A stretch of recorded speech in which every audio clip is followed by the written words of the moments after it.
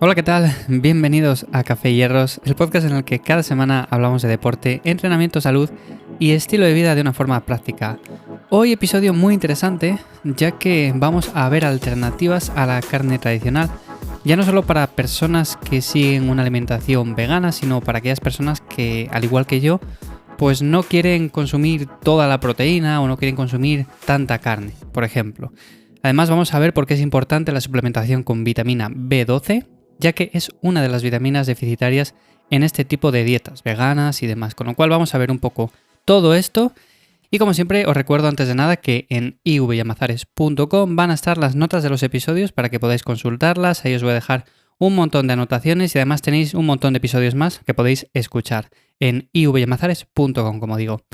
Bueno, pues hoy el tema va de proteína, pero más en concreto de proteína vegetal, y es que a día de hoy muchas personas están optando por este tipo de alimentación más vegana, sin productos de origen animal, y yo en concreto, aunque no llevo una alimentación de ese tipo, sí que opto en parte de mi alimentación pues por incluir proteínas de origen vegetal más que nada, porque si no, es cierto que al final personas que busquen también un rendimiento, que busquen rendir en deportes de fuerza, en deportes de estética y que necesiten un mínimo de proteína diaria, al final si se fijan solo en la proteína de origen animal, es cierto que al cabo del día es mucha carne, con lo cual yo estoy metiendo mucha proteína de origen vegetal, luego os voy a dar bastantes alternativas y os voy a decir mis favoritas para que vosotros tengáis también pues un punto de referencia si estáis iniciándoos o queréis saber alguna alternativa más diferente.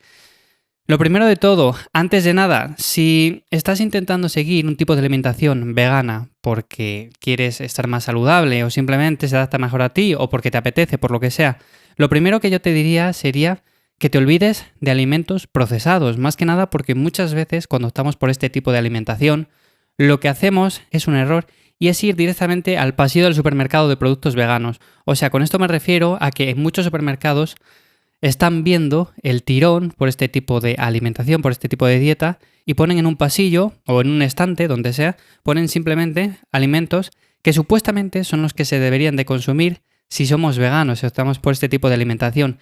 Y a ver, aquí nos encontramos muchas cosas, entre ellas nos encontramos muchos alimentos procesados. Tofus con sabor a bacon, por ejemplo, soja con sabor a pollo, helado sin leche, bueno, todo este tipo de cosas que al final son muchas cosas pero no son comida, o sea, es comida procesada y comida que no es sana.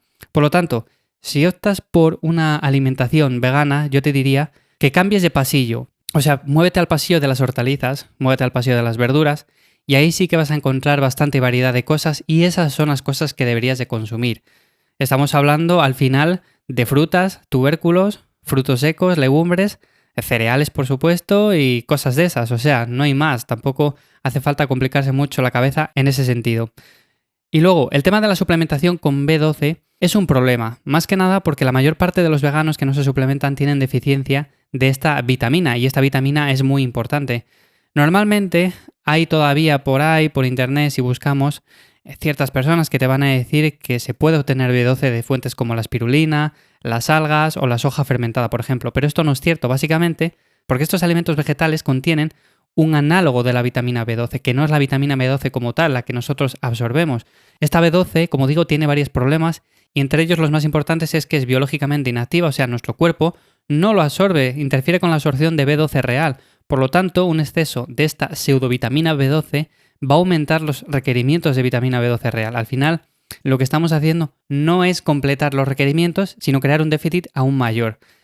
Y luego, otro de los problemas también que tiene este tipo de vitamina B12 es que puede ocultar un problema de deficiencia en los análisis. O sea, si nosotros vamos a hacernos unos análisis para ver si necesitamos B12 y este análogo de la B12 al final oculta que tenemos una deficiencia en este tipo de vitaminas, pues es un problema, básicamente porque nos van a decir que no, que estamos bien, pero no, realmente no. Por lo tanto, la vitamina B12 debería de ser suplementada, a mi modo de ver, de forma obligatoria en dietas veganas. Que sí que es cierto que este tipo de algas como la espirulina tienen B12, pero como digo, al final no podemos decir que esta B12 sustituya a la B12 que realmente podemos nosotros absorber, que realmente nos hace falta. Eso por un lado, con lo cual eso sería interesante e importante a tener en cuenta. Si no consumes alimentos animales y no suplementas, puedes tener un problema serio, así que hay que analizar eso y ver realmente lo que estamos comiendo. Y luego, como digo, al final esto es un problema de proteína. Habrás escuchado cosas como que el brócoli tiene más proteína que la carne. Vale, el brócoli tiene proteína, pero la carne más o menos por 100 gramos tiene unos 25 gramos de proteína y el brócoli no llega ni a 4 gramos de proteína, con lo cual es comparar cosas sin sentido. O sea, no podemos comparar la carne con el brócoli, pero sí que tenemos alternativas que son realmente interesantes. La proteína animal, como digo, no es estrictamente necesaria.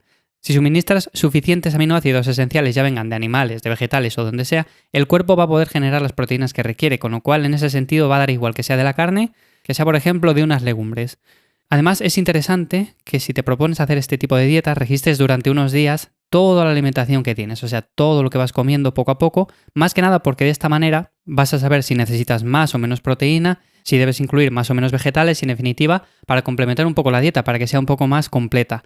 Si no llegas a los valores mínimos, considera suplementar con proteína vegetal, que también es otra alternativa que voy a decir ahora más adelante, y es una buena opción también. Bueno, entonces sin más, vamos con las opciones, con las alternativas a la carne, y te voy a decir lo primero mis favoritas, más que nada porque a mi modo de ver son las más interesantes y además son las más baratas si vamos al supermercado, que también quieras que no, está bien. Lo primero serían las lentejas y otras legumbres. Digo las lentejas primero porque son mis favoritas, son una magnífica fuente de proteína, de carbohidratos y de fibra.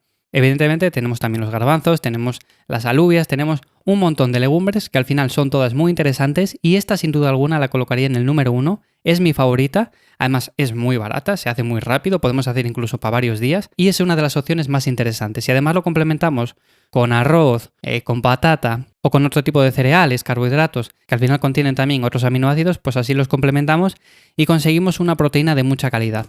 Este sería para mí el primero. Luego tenemos, por ejemplo, también semillas y frutos secos que también están muy interesantes. Por ejemplo, sería sésamo, nueces, anacardos, almendras. Estos serían para mí los más interesantes.